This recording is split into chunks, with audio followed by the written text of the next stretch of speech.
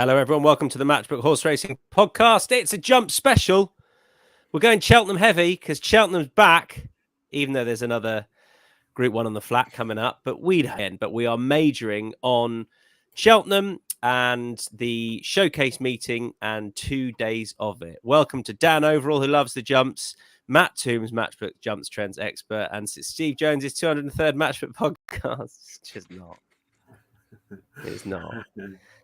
Don't forget to like and subscribe because it makes it easier for you to take in all of our content across all the podcasts. Don't forget there'll be another Premier League podcast talking about how Tottenham are top of the league. That's coming up. And there'll be a full bet recap on insights.matchbook.com. There you go. Dan Overall, how are you? Too long. We did the jumps preview, I know, but you're right. Yeah, it's one of those where we start off like we're all ready and then we have a week break because for some reason the flat gets another going. But fine, I think now we've got some momentum. We've got our forerunners, novice chases. We've got our odds-on shots. That's now we're talking. You can have your Doncaster discussion later, but the real stuff, the forerunner novice chases with horses who just don't want to race against each other, the real stuff is back. Owen McIntosh says, not sure what I believe more, that Steve Jones's picture is hung straight or that Charles Burns Mega Drifter still has a chance of winning. Fair enough, Owen. Steve and not very well hung are two things that go well together. Matt Toombs, how are you?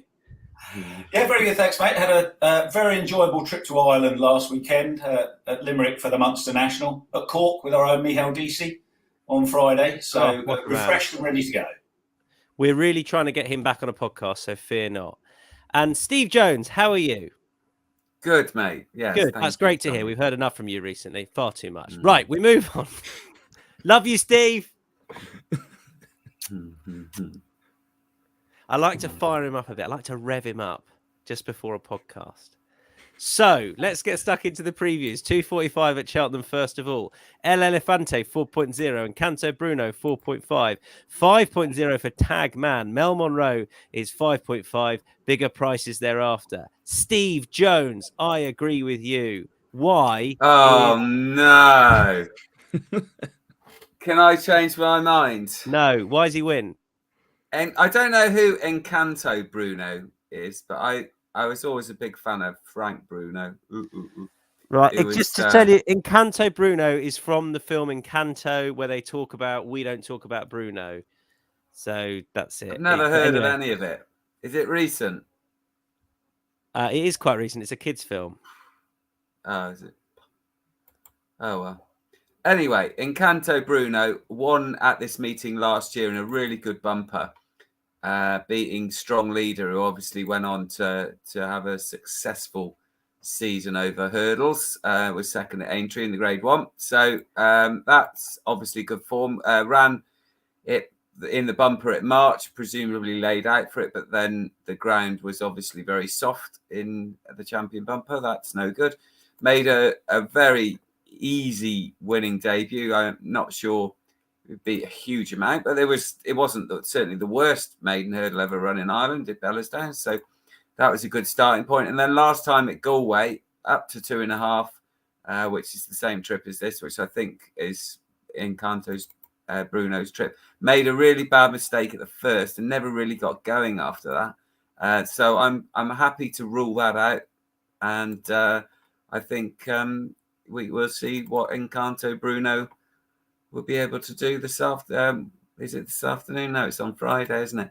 On better ground. So I think the ground, the trip, and the fact that we can rule out last time's effort, it points to Encanto Bruno having a good chance. Yeah, I just felt, Matt, that I know you're with El Elefante, who I'm a huge fan of. I just thought that there was enough for Encanto Bruno to be favourite and not El Elefante. So that was, he's half a point bigger, and so I'd rather back Encanto Bruno at that and add to what Steve said. But it's not a very strong opinion. How strong is your El Elefante opinion? Yeah, quite strong, although I do like Encanto Bruno. I put him up actually for the champion bumper, as Steve said, that the Swamp didn't suit him. He's changed stables from John McConnell to Gavin Cromwell, along with one other of the owner's horses. So it'd be interesting to see what, if any, impact that has. The reason I like El Elefante, two things. Firstly, it was the winning in really taking style with 24 lengths at Perth, hurdles debut last month, galloped into the ground. What looked a decent mare of John McConnell's Stadium Talk, point bumper and hurdle winner, the latter by 15 lengths, earning a RPI of 129. Now, one of the nebulous arts of punting, especially in the novice hurdle division, is to interpret vibes coming out of different yards. If you're listening to Nigel Twiston-Davies or Ollie Murphy, you have to use the context. They're generally positive about their horses. If you listen to Evan Williams or Henry Daly, then you need to remember they tend to be cautious about their horses. And the vibes from the Russell team have been really strong.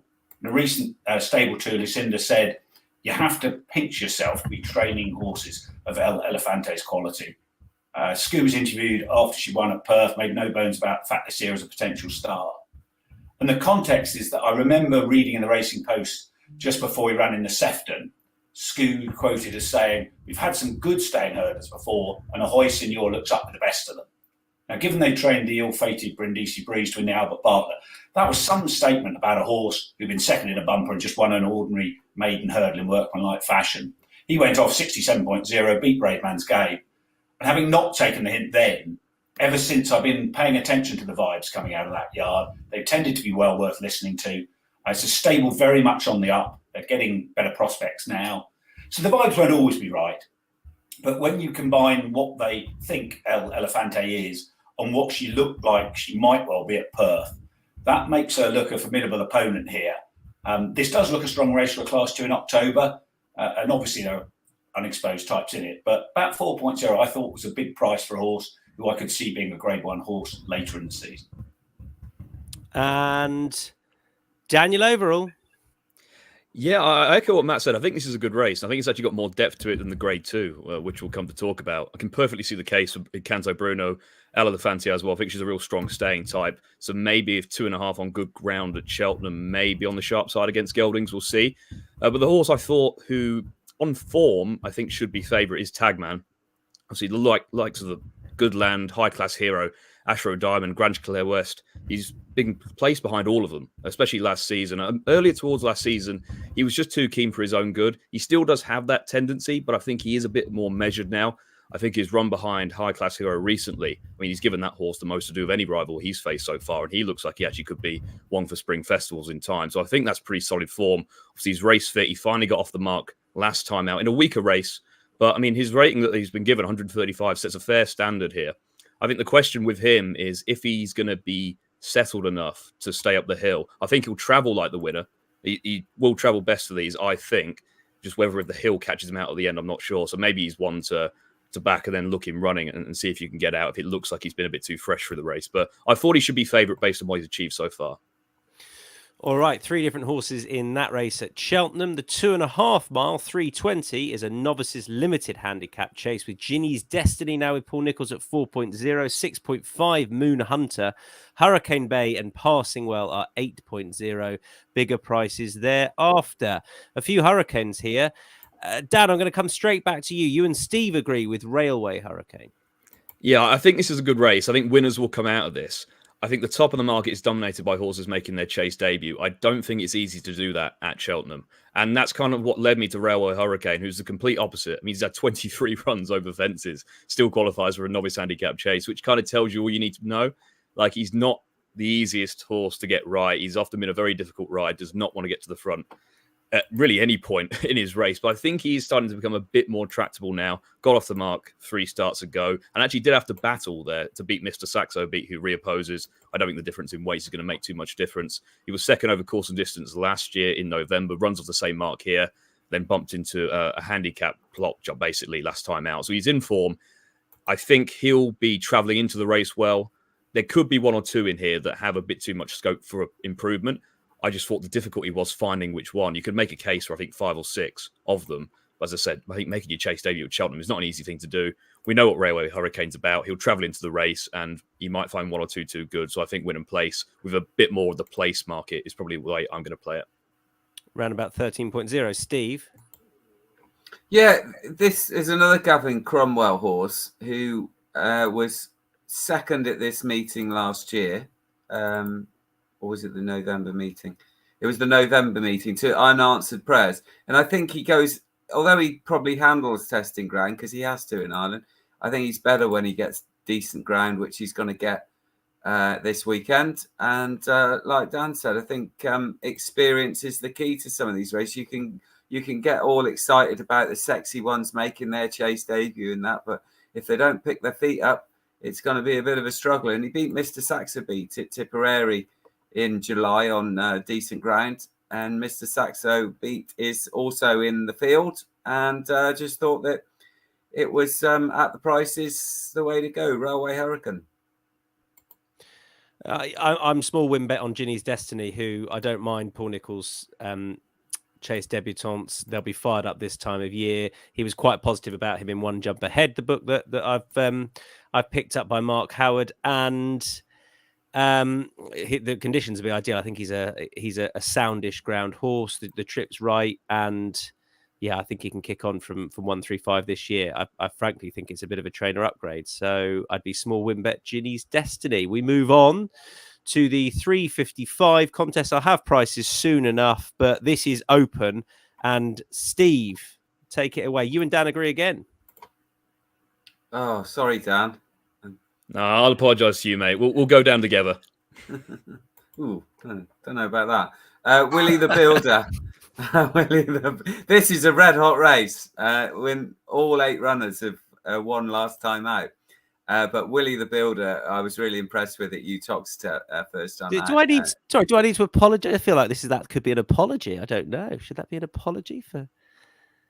Should we need to apologise? Been flagged. Well, yeah, explicit content. I feel like Dan, Apparently, maybe you should apologise on Steve's behalf. I think really just for ladies and gentlemen listening, I do apologise for both me and Steve Jones' behaviour. It's not appropriate for this time of day on the podcast here. We apologise profusely. Please forgive us. Thank you, Steve. Apparently, Sky Sports News cut Fatima Whitbread off because she said asked. Oh well.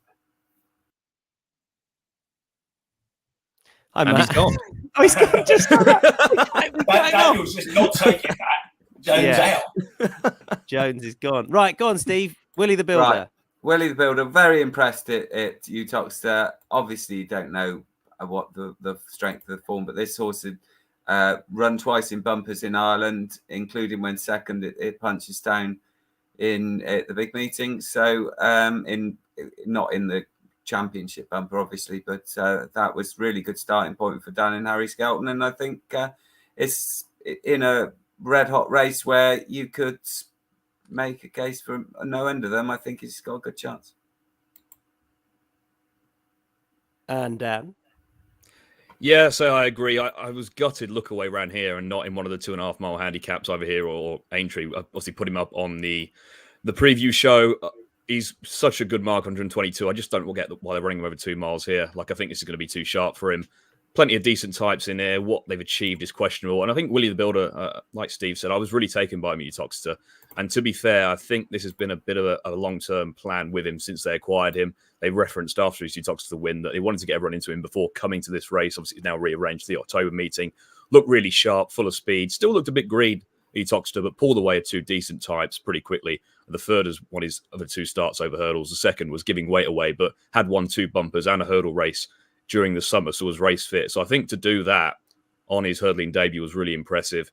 Dan Skelton obviously doesn't mind sending a decent type to Utoxeter to make the hurdling debut. In recent years alone, he's had the likes of Third Time Lucky, Katira, Favour, Molly, all his wishes all go there. So it's a well-trodden path for him to send a decent type to Utoxeter early in the season. And I think Willie the Builder could be a decent type going forward. I think the same about Active Authority, who bumped into 2 good horses, including the Aintree bumper winner in his 2 bumper starts, and was very good 23 days ago. All right, it wasn't much of a race, but I was just surprised he wasn't a little shorter anyway. I mean, these are the types of horses that Ollie Murphy does very well with. So at 5.5, I'd rather play him than bang at the top of the market. Matt. Yeah, it's fascinating that Willie the Builder, the boys like. The 2 horses he finished just behind in the Irish Point, No Flies on Him and Django Bay, have been real buzz horses this autumn. It's keen to see what he can do. So I was toing and froing a lot about this. It's pretty trappy, I think. Small stakes for me. I'm sticking with the one Dan and I put up in the Jumpers to Follow podcast, Look Away, who, rather than exploiting that mark, has been pitched into this by Neil King. Punters are naturally attracted to the unknown quantities of the shown promise, but in terms of all form shown so far, look away his Aintree Grade 2 bumper form is the best. And if he retains that level of ability, then with Neil King's horses going well again, 7.0 looks decent value, but small stakes here for me.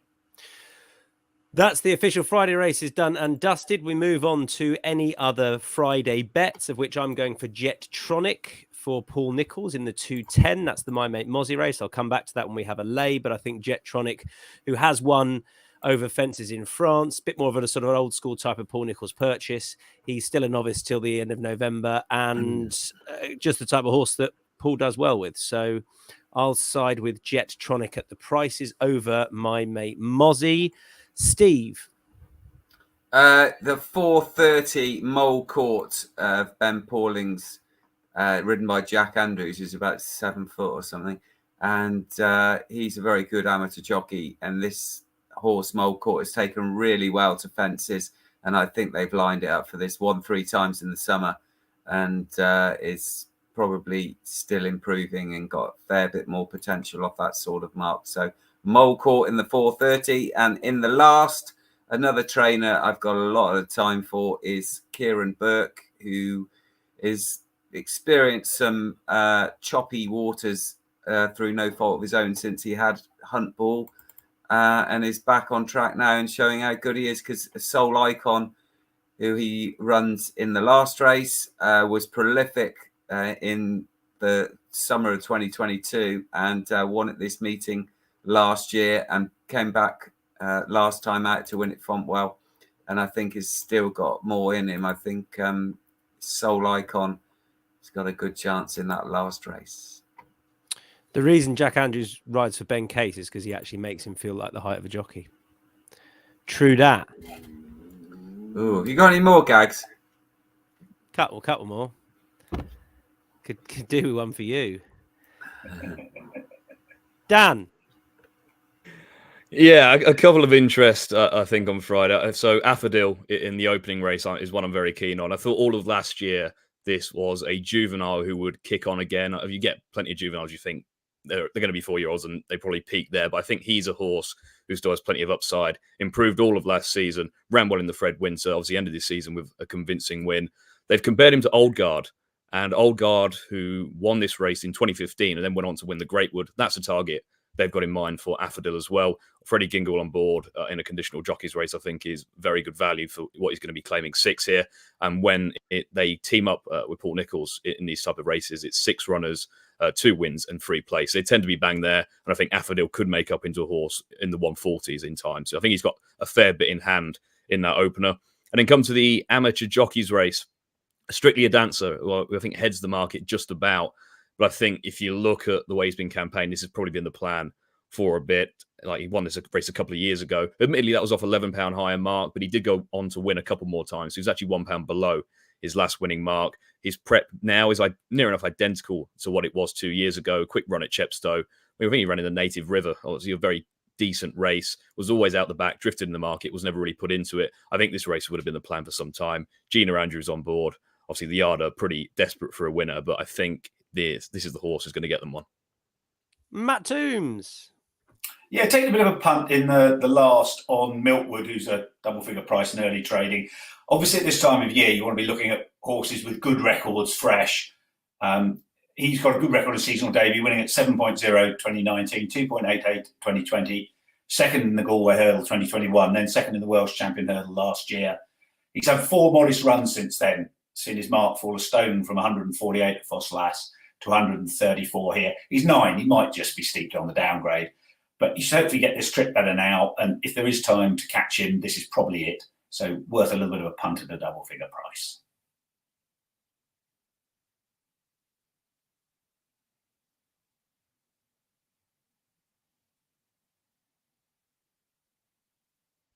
I think I dived out. Apologies. I dipped out, but it was a great case. Am I back? You are. Oh, that's You are. Unfortunately. There he is. Cheltenham Saturday, 2-mile handicap chase. I'm going to give you the prices when they go up because it's pretty open, this. Steve, I'd like you to kick off, please. Yeah, I think Gary Moore's had a good few 2-mile decent 2 mile chasers from France over the years, and I think he might have another one in Hadex des Obo, who another oboe horse. There's been plenty of them around over the years.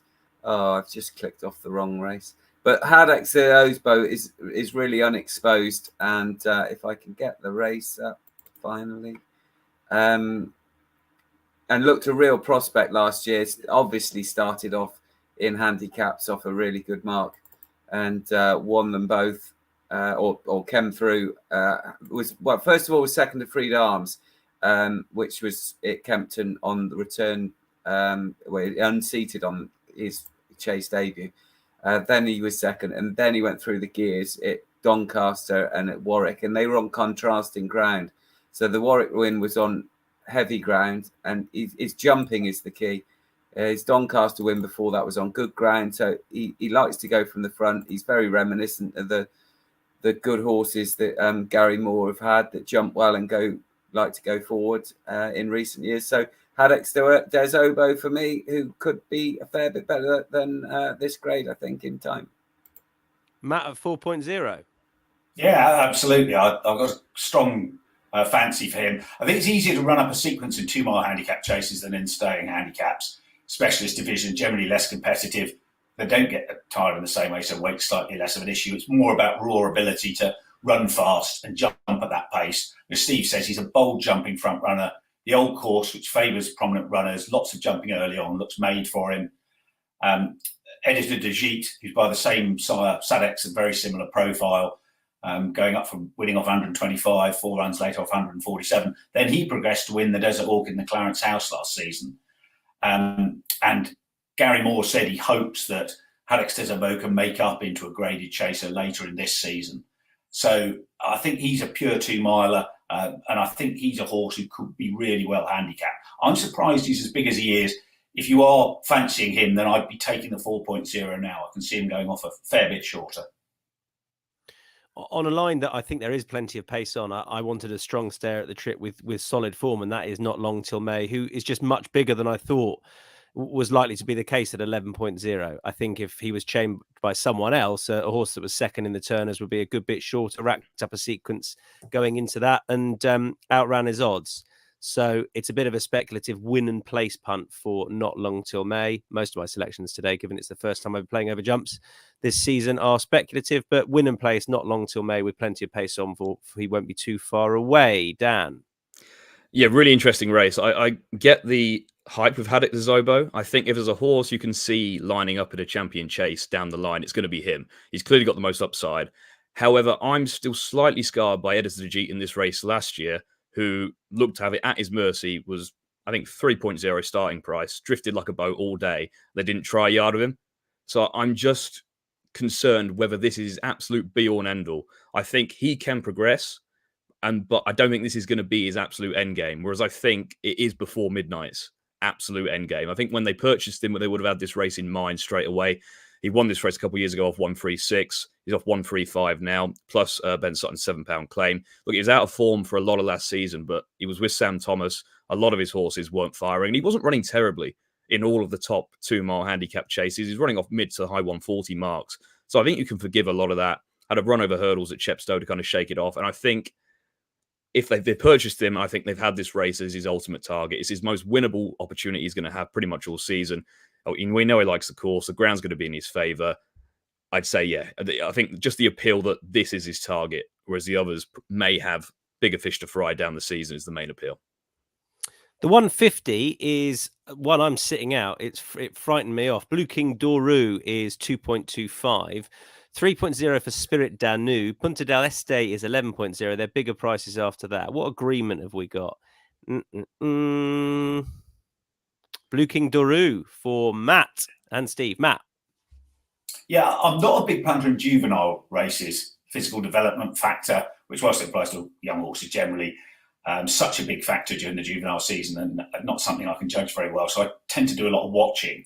One theory I do have is that juveniles with form against older horses, especially in good races, tend to be underbet. You see that at the top end, how best juveniles tend to struggle in open company the following season.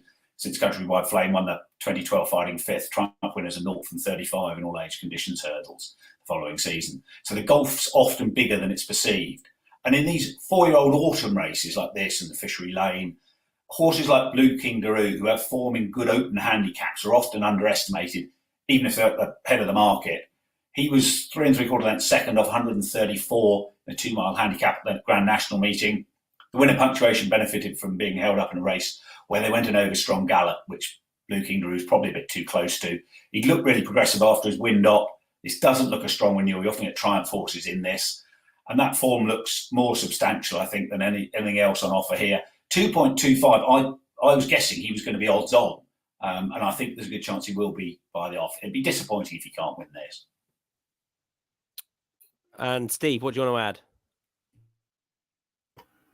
Yeah, I just think he wins. I think he's better than the rest. He obviously had some issues when he first came over from France, where he had a good profile or promising profile, and then was after a breathing operation was a shock winner at 50-1. You don't see many of those from Paul Nicholls' stable, and he beat Affadil, who also runs on the card or the day before at Ascot, and backed it up at Aintree. And like Matt said, the run at Aintree against older horses in a hugely competitive race for a 4-year-old to do that is all bodes well. So he's unexposed. He's from a top yard, and I just think he wins. Dan, you're looking elsewhere. How confident? I wouldn't say confident, but I'd be hopeful of a good run from Bois Gilbert. Like, this is a terrible renewal of this race, and understandably Blue King Daru's favourite based on, well, he's several pounds clear of anything else. He's 17 pounds clear of Bois Gilbert on official ratings, but I think this horse may be slightly underestimated. He's 3 from 4 over hurdles, a return with a good win against older horses. As Matt said, like, I do appreciate juveniles who can kick on and race against their elders. Bois Gilbert did that coming into this season, beat the likes of Autumn Return, who I think is a very consistent, solid mare for Reeve Jefferson, and did it well. Like, he wasn't overly extended that day. It was hands and heels pretty much until just after the last, where he was stoked up just to keep on. But did that a shade cosily. I think a mark 121 probably underestimates what he's capable of. And with 8 runners in here, a favourite who does have a history, who obviously blew out at Cheltenham previously, I just thought a double-figure price, Bois Gilbert, maybe underestimated and could be a win and play option. Moving on to a very competitive 3-mile 1 handicap chase. We're at 6.5 the field. I'll kick off because it's an insurance bet on Lord Accord, because if he wins and I haven't backed him, I'll probably shoot myself in the face, because he was my big anti-post bet, and then the rain came at Cheltenham. Thought he was perfect for that contest, and then he ran in a race that was never going to suit, but I still backed him later in the week, and he's pulled up. Won the race last year. He's a pound higher. He's still only 8, and I thought win and place 7.5 will do. Steve Jones. Yeah, I think he's got a good chance, and I also think Neil Mulholland's horse is other horse, Brief Times, has got a really good chance. And this horse has had plenty of goes over fences, but they've mostly been around 2 mile, 2 mile 4. And when he stepped up to 3 miles, he improved a fair bit. And I think this is he's one that has been on the go through the summer. He's had a little break since his last run in August, when he was a little bit I don't know, he's a little bit keen out in front, and I'm not convinced that. I think he needed a little bit of a break. I think he'd won previously at Southwell in Bangor, and the key is Harry Cobden's got a good record on this horse, who jumps well, stays the distance, and I think is still well enough handicapped to be very competitive. So Brief Times for me. And overall, yeah, good race. Like, Lord Accord was one of my earlier Ultima fancies last season, and when the rain came, I was gutted. And I've kind of had this race in mind for a while, but I think this is deeper than last year by quite a bit. So I've looked elsewhere, and what I've ended up going with is a fairly speculative one, but I think will get a decent price and could go very well, and that's Wayfinder for Rebecca Curtis. You go back to this time last year, this was a staying chaser massively on the upgrade. He bolted up at Chepstow off 122. He's only off 124 here. Went up £10 for that win. Subsequently went off favourite for a Welsh national trial. He bled after that, which has been an issue in recent starts, which isn't ideal, but it is a viable excuse for why he performed poorly on a couple of occasions. He ran well at Uttoxeter penultimately, which in a race has worked pretty well. And Rebecca Curtis' strike rate at the October meeting is actually very, very good. She's 4 from 13 in the past 10 years, 31% strike rate. She won this race in 2018 with Relentless Dreamer. And this is Wayfinder's time of year. I think he's won in October every season, except for 2 seasons ago where he didn't reappear until December. He goes well fresh. Ben Jones is jocked up, who's 3 from 5 on Wayfinder. He's ridden handily, which suits the track. He's also had a wind up for the first time, which may spark some more improvement. He has the potential to blow out completely, but I think he's going to be a massive price, and I think he's definitely capable of outrunning it if he's on a going day. Can you do the face you will do if Lord Accord nuts your selection on the line? With pleasure. Go on. Yes, that's great. That's great. It's just if for anyone listening, it's a covered face. It's very unhappy. Matt. Am I right? It's a horse been on my radar since his rules debut nearly 2 years ago at Leopardstown, a maiden hurdle. Yard second string there to the winner, Journey With Me, went off 51.0. Travelled like a good horse, given an educational ride, real eye-catching fourth. In typical Henry de Bromhead fashion, didn't run in bumpers, educated to be a racehorse in a short hurdles campaign, winning his third and final start by 30 lengths. Quickly switched to fences last season. Ran 5 times, showed plenty of promise without quite fulfilling it, winning only his beginner's chase. He went off 11.0 for the 3 mile grade run at Leopardstown at Christmas, won by Gaillard de Menil, got knocked over at halfway. Ran well in the grade 3 at Nace to be a close third to the Devil's Coachman and Ramillies. And the regard with which he was held was shown. He went off 6.5 favourite for the Irish National, but never went a yard. Now, those last 3 runs were all on soft ground, and Henry's consistently said he wants a sound surface. He's won 3-8 in Ireland, up to 142 here. I think he looks potentially really well handicapped. Decent record fresh, winning a point at beginner's chase, first time out both seasons, albeit the form of his beginner's chase wins nothing special. As ever, there's a question about whether he's primed for today.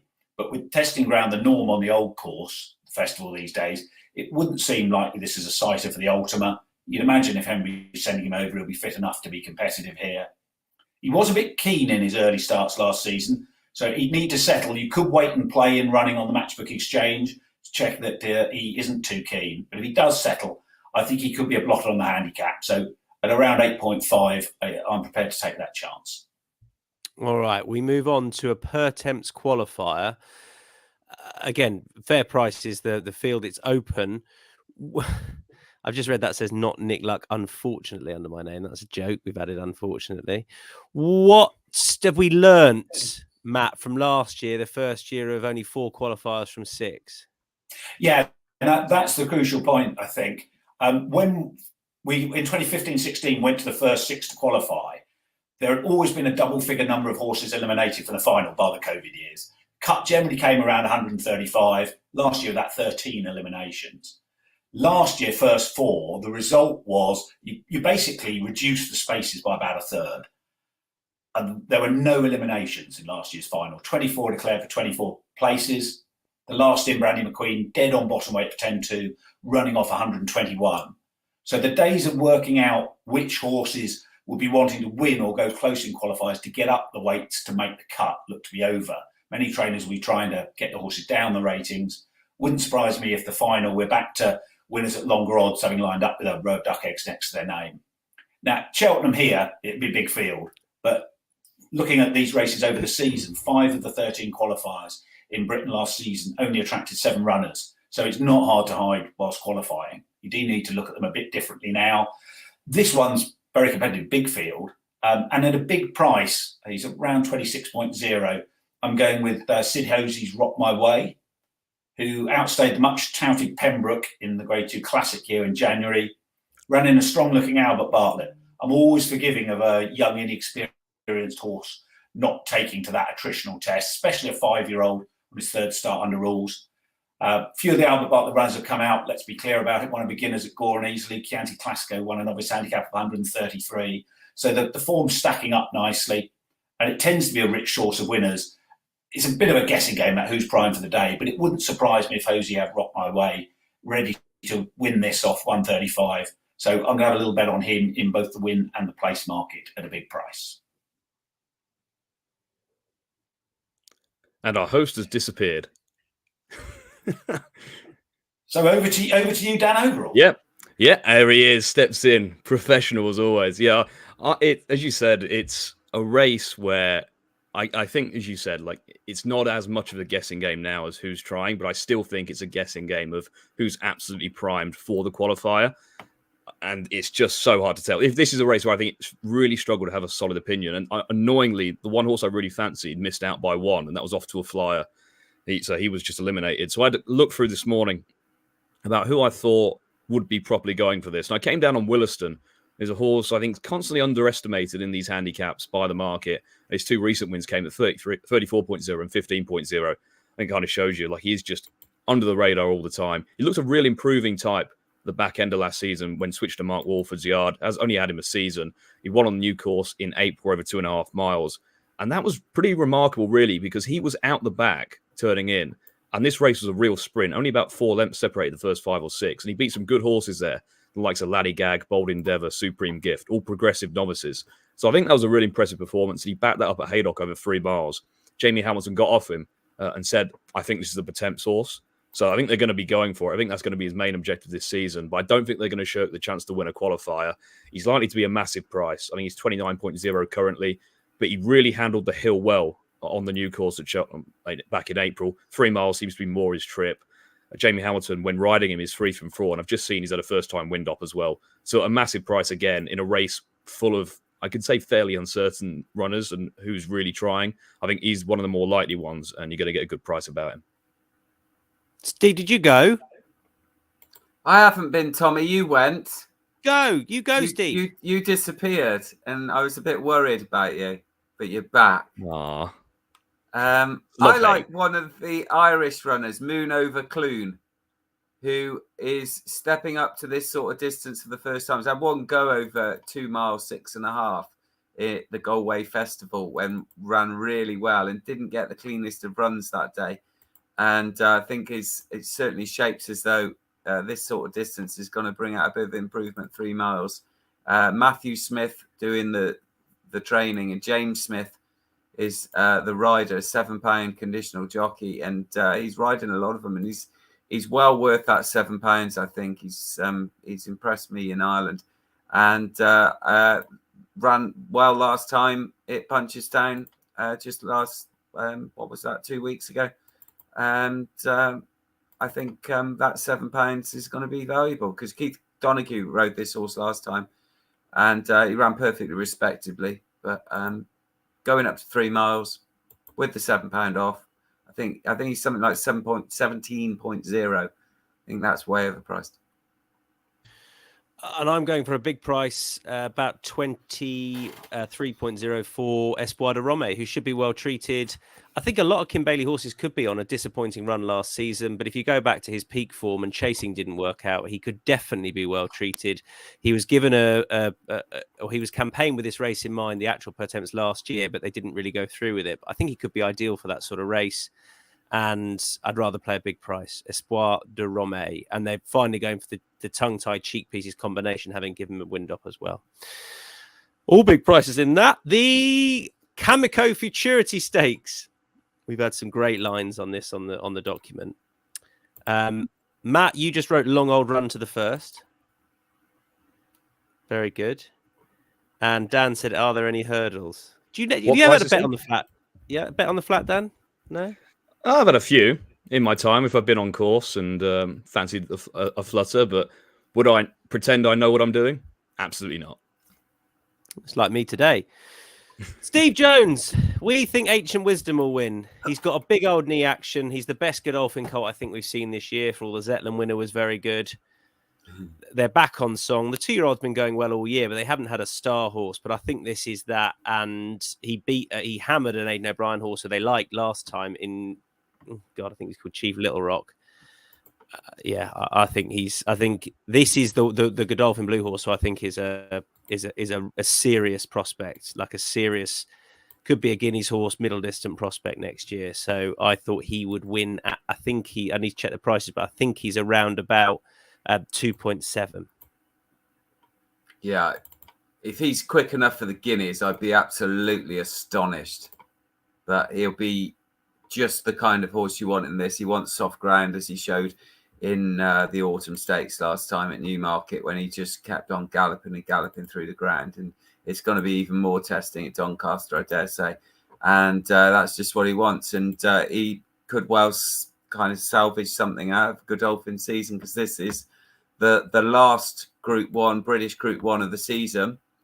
And Godolphin have only won one previously, and that was way back in the lock-in. So they're going to need these 2-year-olds that they do look to have a decent crop, albeit they didn't have a runner in the Dewhurst, which tends to suggest that, well, they don't really have a star, like you say. But this lad could certainly turn into a Derby horse if they're, but I think he needs soft ground.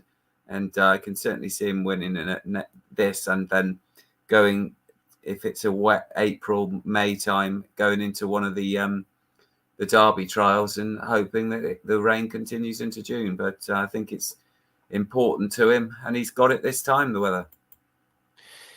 Alex Jeffrey said he did cost 2 million guineas. You also said El Elefante is my horse to follow, mixing it up across both codes. Right, we move on to any other Saturday bets. Just Steve and I, both with Ballymount Boy, as it happens, who is dropping in grade, Steve. I think he wants cut in the ground. He's had excuses, I think, on the ground his last couple of starts, and I think a test over 6 should be absolutely ideal. Yeah. Sorry for following you in there. Oh, I don't mind you following me in, Tommy. You can follow me anywhere. Yeah, I think the return to 6 furlongs on soft ground is the key. He didn't run at all badly over 7 in the Acomb on fast ground at York, but I think he's much better. And he's got, the bottom line is, he's got the best single piece of form in that length second to Van Dijk in the Richmond Stakes at Goodwood on soft ground. And a reproduction of that would be more than good enough. Another one? Oh, yeah, I have got another one, haven't I? You do, yeah, you do. Let me try and find the race. Oh, this has all come as a surprise to me. It's Call Me Ginger in the 320. It's 320. It's the sprint handicap, and it's Call Me Ginger, who is trained by Jim Goldie and hasn't had much luck with the draw. Sorry, what were you saying? I'm just agreeing with you. I thought I was muted then for a minute. So he loves soft ground. Well, he likes soft ground. He goes on most surfaces, but he's got no problem with the ground. Ascot last time, he didn't get a clear run just as he was starting to make a bit of ground. Before that, he was on the wrong side in the Silver Cup. And if you look at his course form at Doncaster, it's pretty good. He won. Well, he got the Portland in the stewards' room last year when Chip Chase was disqualified. But he's been to Doncaster 2, 4, 6, 7 times and won 3 of them. So Doncaster, this trip on soft ground, I think is perfect. So yeah, Call Me Ginger, and he'll have a strong pace that he likes. A lot of front runners in there. There you go. That's the flat stuff done. It's time for our Matchbook Zero long shot. Now, remember Matchbook Zero. If you haven't seen it, it's well worth going there, particularly if you want to win-only bet, because you're most likely to get best odds. For example, with the Matchbook Exchange, the nature of it, you're likely to be getting best odds anyway, for it is an exchange. With Matchbook Zero, there is zero commission. So as you can see there, the prices are that little bit bigger with Matchbook Zero compared to the exchange itself. There is zero commission and there's zero margin as well. So you are far more likely to be getting best odds, as you can see on the screen in front of you there. They do go live, the markets, at 10 a.m. every day, and it's a win-only bet. So we're going to give you some quite big prices, but worth taking advantage of the bigger prices with Matchbook Zero. Definitely, particularly if you want a win-only bet.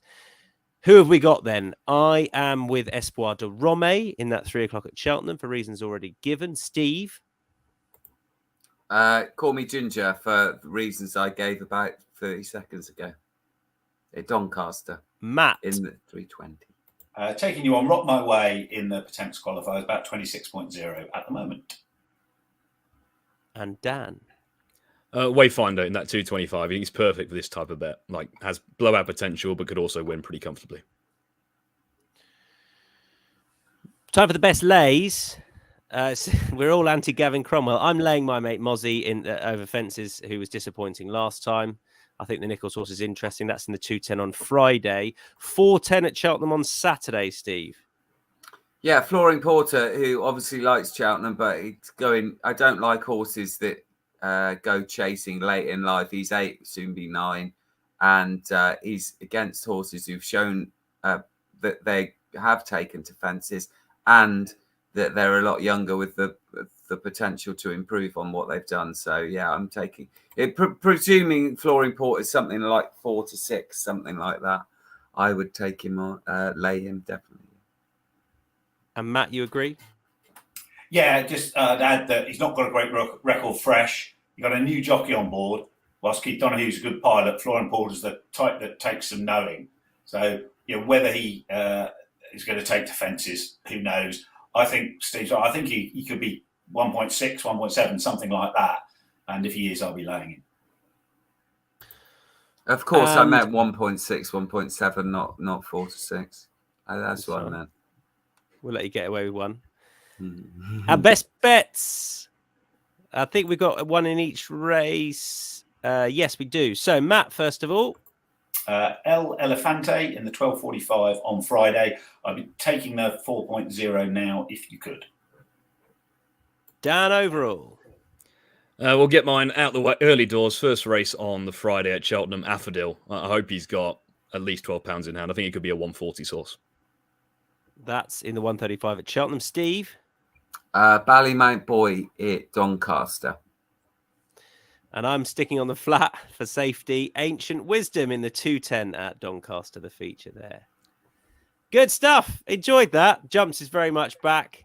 And we'll be hearing a lot more from these gentlemen throughout the Jumps campaign. Matt Toombs, Dan Overall, Steve Jones, thank you very much.